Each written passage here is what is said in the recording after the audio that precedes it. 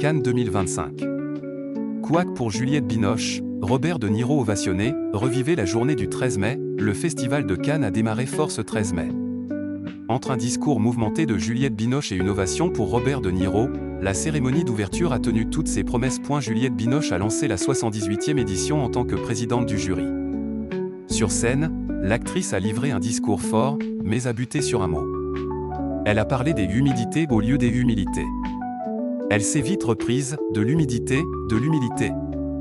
Et l'humidité de l'humus qui est l'humilité. Un lapsus accueilli avec le sourire par la salle. Un petit couac n'a pas gâché la force de son message.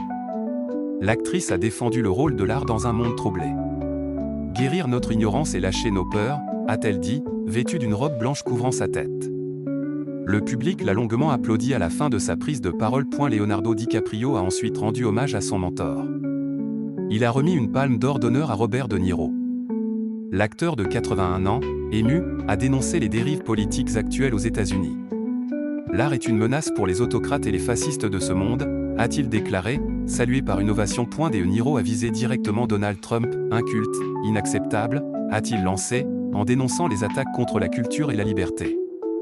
Il a conclu son discours en français, la liberté, l'égalité, la fraternité.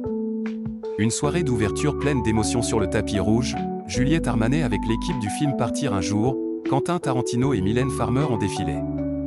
C'est cette dernière qui a chanté en hommage à David Lynch, disparu en janvier.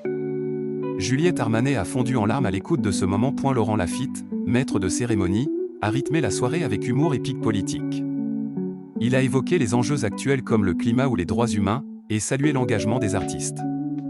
Une introduction pleine de style pour cette nouvelle édition. C'est Quentin Tarantino qui a clos la cérémonie. Fidèle à lui-même, il a crié « Le 78e Festival de Cannes est officiellement ouverte », a-t-il lancé dans son micro.